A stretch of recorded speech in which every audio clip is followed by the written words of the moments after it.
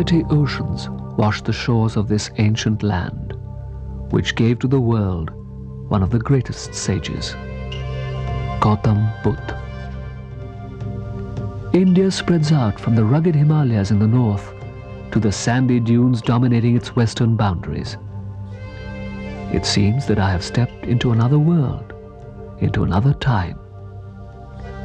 Embedded deep in the heart of its soil is the history of one of the greatest cultures of the world, resonating with the message of love, of peace, of brotherhood, the message of Gautam Buddha. These sites were the centers of Buddhist learning and culture.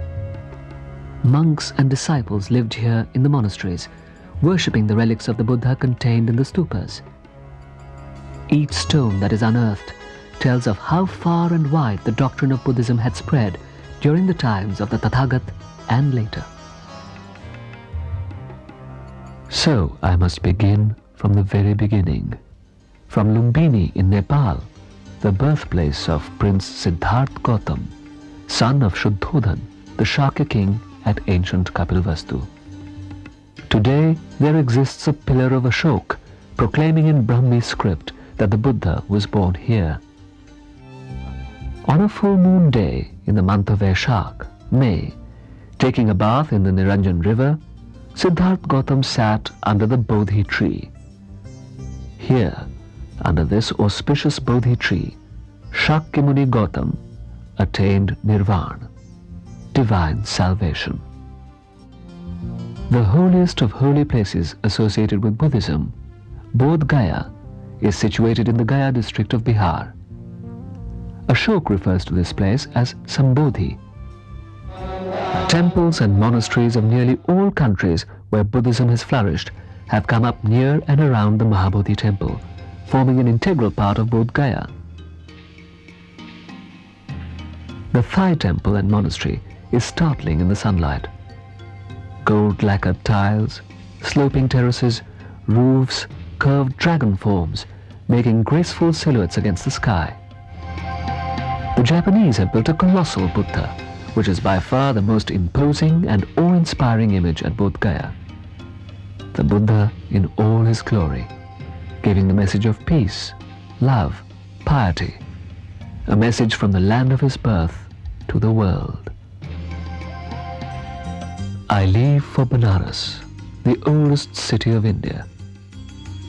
Nearly 8 kilometers from this ancient seat of Indian culture is Sarnath. In medieval inscriptions, the place is referred to as the Dharma Chakra Parivartan Vihar. It was here that Tathagat expounded the Four Noble Truths. In view of the sanctity and importance of Sarnath, it continued to be a leading center of Buddhism throughout the centuries. The once ancient capital of the powerful Magadha Empire, Rajgir was known as Rajgriha, meaning the home of royalty. It was also called Basumati, Giriviraj, and Kushagrapur.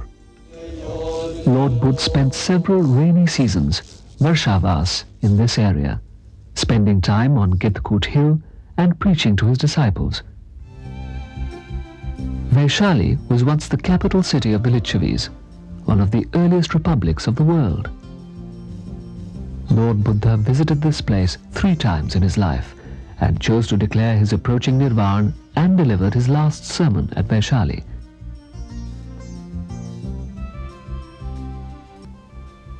The greatest patron of Buddhism, King Ashok, built a stup and erected a pillar at Sachi. All kinds of Buddhist architectural forms can be seen here.